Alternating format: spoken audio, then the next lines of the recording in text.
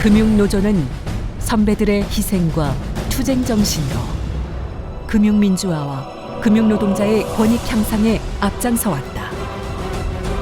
노동자가 주인되는 세상과 한국경제와 금융산업 발전을 위해 쉼없이 달려온 금융노동자의 지난 발자취를 조명해본다.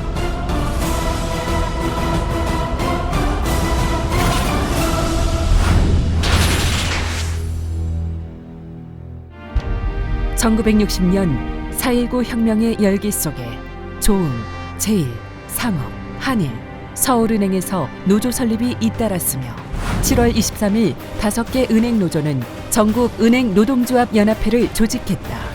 그러나 1961년 5.16 쿠데타로 모든 노동조합이 강제 해산된 가운데 저는 노련은 산별체제인 전국금융노동조합으로 새 출발한다.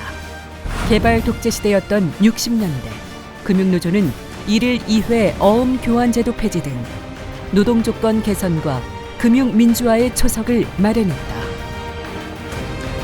노동운동의 암흑기였던 유신치하의 70년대 금융노조는 70년 중앙노사협의회를 설치해 전국은행의 단체교섭을 일원화했으며 결혼각서 제도 폐지 등 금융노동자의 권익 향상에 주력했다.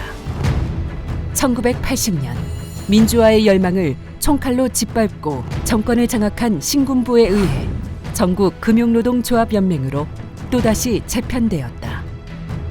87년 6월 민주항쟁과 함께 노동자 대투쟁이 들불처럼 일어났다. 하이트칼라, 넥타이 부대로 불리는 금융노동자의 현장 노동운동도 본격화되었다. 금융노련은 84년 처음으로 출산휴직제를 도입한 데 이어 1992년 10월 여행원 제도를 전면 폐지시키는 등 여성의 권익 신장과 차별 철폐를 위한 투쟁도 지속하였다.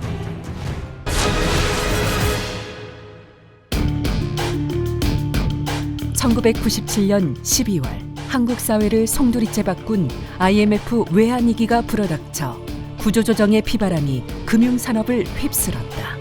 진짜 똘똘 뭉쳐가지고 좋은 은행으로 진짜 다시 살렸으면 여러분한테 부탁드리고 싶습니다.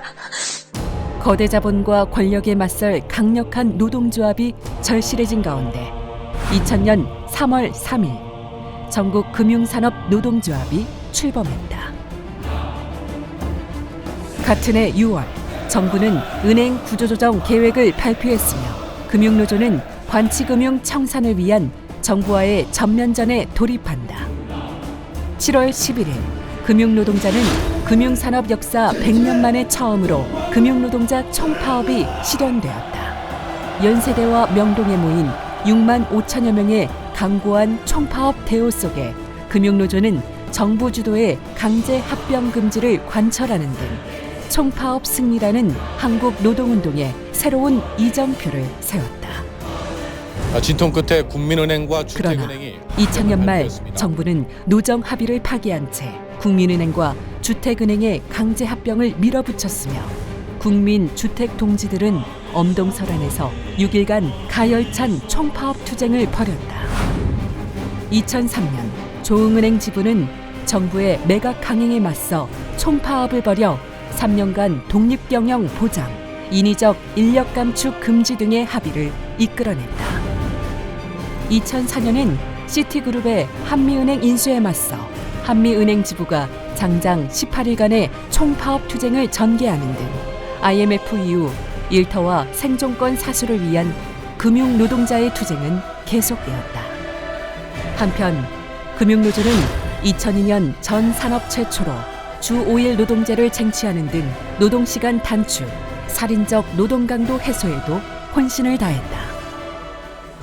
또한 기간제 근로자의 무기계약직 전환 기간을 1년으로 단축해 금융산업의 비정규직을 철폐시키는 성과를 쟁취했으며 채용, 승진, 교육 등에 있어 여성 할당제 실시를 의무화하는 등 무성보호 및 직장 내 차별 해소에 앞장섰다.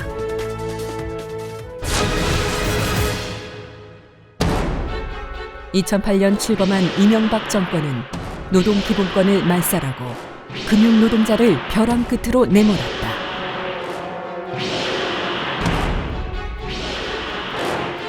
MB 정권의 반노동적인 폭거에 분연히 떨쳐 일어난 금융노동자는 2011년 일치 단결된 투쟁으로 신입 초임 원상 회복을 쟁취하였다. 그해 여름 SC 제1은행 지부는 성과 연봉제 전면 확산 음모에 맞서 63일이라는 유례없는 금융산업 최장기 총파업 투쟁을 전개했다. 또한 금융노동자는 MB 정권의 메가뱅크 야욕을 세 차례 모두 저지했으며 경남은행 지부와 광주은행 지부가 독자 생존 민영화를 쟁취하는 등 관치금융 철폐, 노동탄압 분쇄 투쟁을 거침없이 이어갔다. 노동개혁을 2013년 집권과 동시에 노동탄압에 나선 박근혜 정부는 공공부문 복지 축소 등 노동자에게 일방적으로 희생과 고통을 전가한다.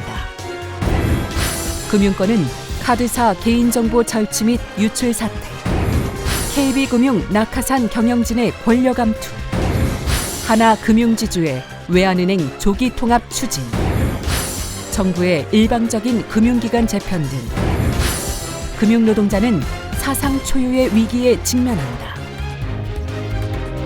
자본과 정권의 총공세에 금융노조 깃발 아래 똘똘 뭉친 금융노동자는 2014년 9월 3일 다시 총파업 전선에 우뚝 섰다. 14년 만의 역사적인 총파업으로 금융노조는 KB금융 낙하산 경영진을 퇴출시키고 복지삭감 금융기관 확대를 저지하는 등 위기의 금융산업을 사수해냈다. 금융노조를 비롯한 노동계의 거센 반발과 저항에도 재벌과 결탁한 박근혜 정권은 집권 내내 노동 탄압을 멈추지 않았다. 성과 중심의 노동자를 마음대로 해고할 수 있는 성과연봉제 도입을 위해 정권은 온갖 불법과 인권 유린도 서슴지 않았다. 투쟁의 깃발을 높이 든 금융노조는 최전선에서 정권에 맞서 싸웠다. 부산 지역 사상 첫 대규모 공동집회, 최초의 금융공기업지부 합동 대의원 대회 개최, 5.1절 전국금융노동자 대회, 금융공공노동자 총력투쟁 결의대회, 지부 전체 합동 대의원 대회 개최 등 반노동 정권과의 전면전을 벌였다. 2016년 9월 23일 10만 금융노동자의 총파업 투쟁은 성과연봉제 도입을 저지하고 촛불 항쟁의 도화선이 된 역사적 사건이었다.